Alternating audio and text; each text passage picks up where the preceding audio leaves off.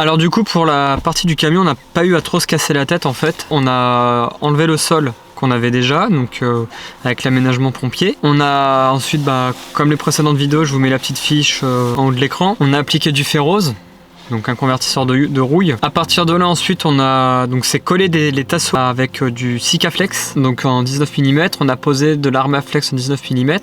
Après on a reposé le sol, on est parti au Portugal donc avec un aménagement vraiment sommaire. Du retour du Portugal ensuite ce qu'on a fait c'est on a renlevé le sol, on voulait voir l'état parce qu'on avait renversé un jerrycan etc. Le sol était intact. À partir de là ensuite on a acheté du scotch Sikaflex en 6 mm. On l'a posé donc comme va y avoir sur les vidéos. À partir de là, ensuite, on a redéposé le sol impeccable. Il n'y a plus eu de soucis. Ensuite, là, j'ai pas mis, j'ai pas mis les rushs parce qu'on a été assez pressé par le temps. Donc, au lieu de filmer, là, on a vraiment pataté. On a acheté du lino, on l'a collé en fait. Donc, c'est du lino sous forme de bois, quoi. On a acheté le moins cher. Pas trop le moins cher parce qu'en fait, en termes de choix du lino, il y avait donc soit du super cher et super lourd, soit du pas cher, du super lourd ou du moyen prix qui nous paraissait assez léger. Parce qu'en fait, il faut savoir que les plaques, une, ça va, mais quand on en porte 4 ou 5, on a acheté 5 jeux, je crois, et en fait, c'est super lourd. Donc, on s'est dit dans le camion, même si le poids est réparti, c'est toujours ça de poids en plus. On a quand même décidé de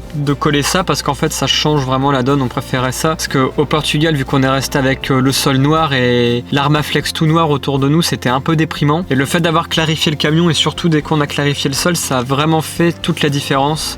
Là ça faisait beaucoup plus aménagé et ça nous a vraiment motivé pour la suite. Après plusieurs mois en fait dans le camion, le sol a pas bougé sauf peut-être justement sur les bords au niveau des marchepieds. Donc je pense avec l'humidité, le froid, le chaud, le froid, le chaud, le sol c'est un petit peu fragilisé. Après ça a pas vraiment, ou même les jerrycans en fait, si on met vraiment une charge lourde, donc par exemple un jerrycan de 20 litres est toujours à la même place, et le sol il est un tout petit peu affaissé. Après la partie où ça a bougé beaucoup c'est la partie des chiens, parce que ils bougent, ils virent, ils s'assoient, ils se lèvent et ils jouaient ensemble en fait avant de séparer la cage. Ça on verra dans une prochaine vidéo. En fait quand la cage n'était pas séparée, les chiens jouaient en fait le matin dans le camion et puis du coup ça a vraiment bougé le sol sur leur partie. Après le sol est pas craquelé et compagnie, et puis si vraiment le sol craque en fait ce qu'on ferait c'est on enlèverait, on découperait, on referait une plaque en bois sur mesure parce que c'est mieux qu'il y ait un sol en fait en bois plutôt que de marcher directement sur l'Armaflex quoi. Dans la vidéo de l'Armaflex on en a parlé, si c'était appuyé, il y avait trop de pression longtemps sur l'Armaflex et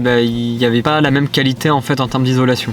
Après je pense là j'ai un petit peu tout dit sur le sol parce que à part poser nos pieds dessus il n'y a pas grand chose à dire. Après j'ai préféré dissocier cette vidéo de la vidéo à l'Armaflex parce qu'en fait ça aurait fait une vidéo beaucoup trop longue pour l'Armaflex et je préfère découper étape par étape. Nous on a eu de la chance en l'achetant, il était déjà fait donc on n'a rien eu à travailler, et au pire des cas si on doit retravailler un nouveau sol on aura déjà le gabarit, donc en fait ça sert à rien de s'attarder plus longtemps sur cette partie qui est là. Ça a été une partie négligée en fait au final parce que le seul truc qu'on a eu à faire c'est nettoyer le sol et le reposer quoi. Il y a une partie quand même que j'ai oublié de dire, c'est le sol en camion, c'est super salissant en fait parce que où on va se garer, soit on va se garer dans du sable, sur des parkings plein de gravillons, vous savez là les espèces de gravillons blancs, là à partir de là le sol il devient blanc, par contre il faut balayer un petit peu tous les jours parce que nous ce qu'on fait c'est on rentre directement avec les chaussures. Parce que le lit est suffisamment haut pour ne pas salir, tout est hors de portée en fait, on met rien par terre à part les outils et en fait les paquets de croquettes. Donc sinon on met pas l'alimentaire par terre. Après j'ai vu, il y en a en voyageant, alors généralement souvent tout le monde fout ses godasses dans les chaussures. Hold on brother.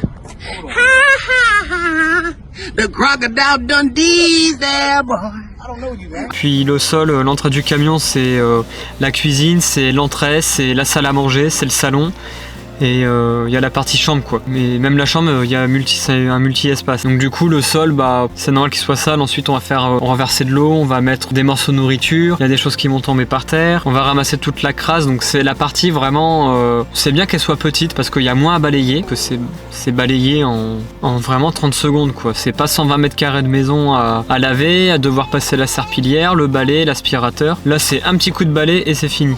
Par contre, avec le recul, je pense qu'on n'aurait pas pris ce genre de sol parce qu'il y a des espèces de petites stries dedans et la crasse se fout dedans. Et pour passer le balai, donc ouais, c'est rapide, mais c'est plus chiant qu'un sol en fait lisse parce que là il y a du relief et c'est relou.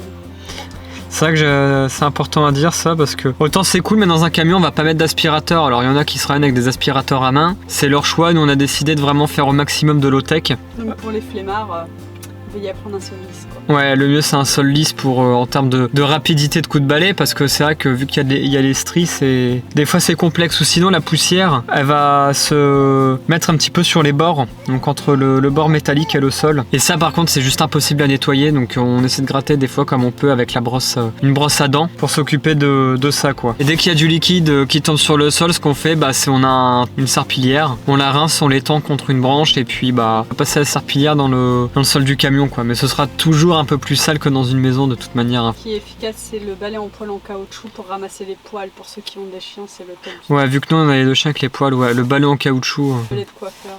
Les balais de coiffeur, ouais.